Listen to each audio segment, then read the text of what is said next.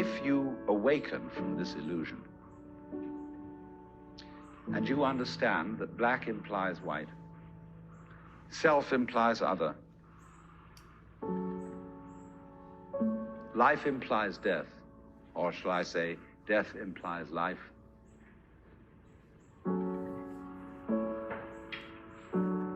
you can feel yourself not as a stranger in the world, not as something here on probation, not as something that has arrived here by fluke, but you can begin to feel your own existence as absolutely fundamental. I'm not trying to sell you on this idea in the sense of converting you to it. I want you to play with it. I want you to think of its possibilities. I'm not trying to prove it. I'm just putting it forward as a possibility of life to think about. So then, let's suppose that you were able every night to dream any dream you wanted to dream. And that you could, for example, have the power within one night to dream 75 years of time, or any length of time you wanted to have. And you would naturally, as you began on this adventure of dreams, you would fulfill all your wishes. You would have every kind of pleasure you could conceive. And after several nights of 75 years of total pleasure each, you would say, well, that was pretty great.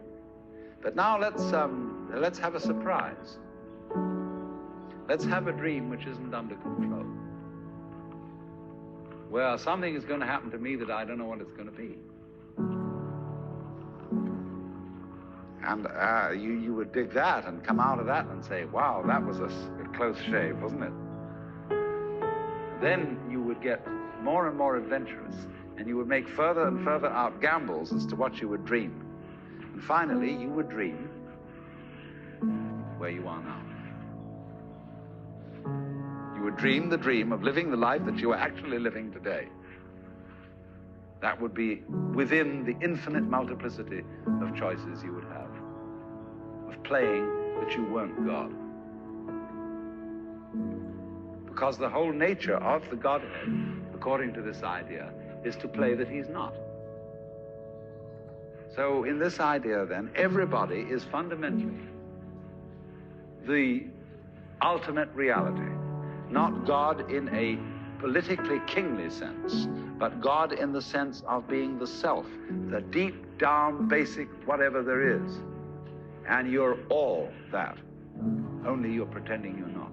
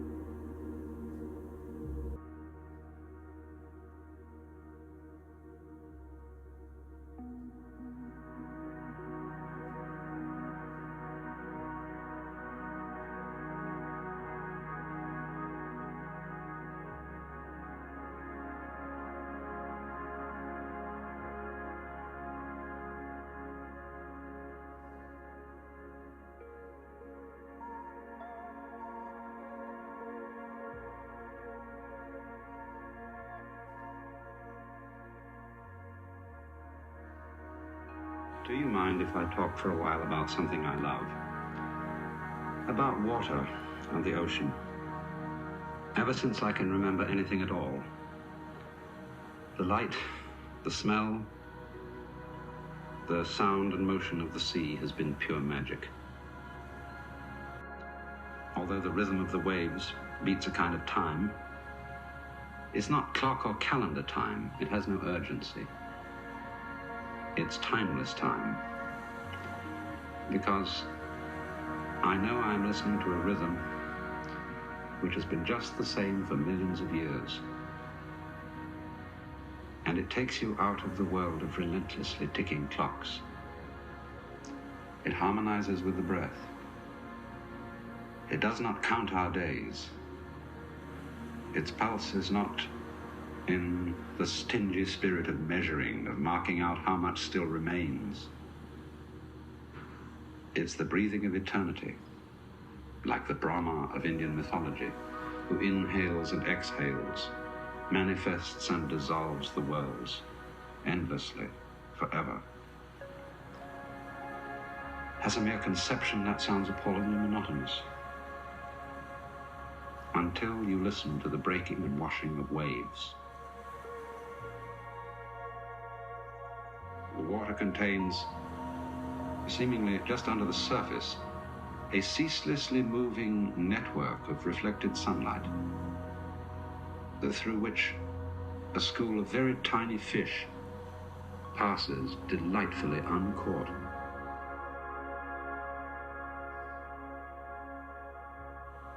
So I think this is why I love the ocean. It's the most difficult part of nature to mess up with emblems and symptoms of man's dissociated consciousness.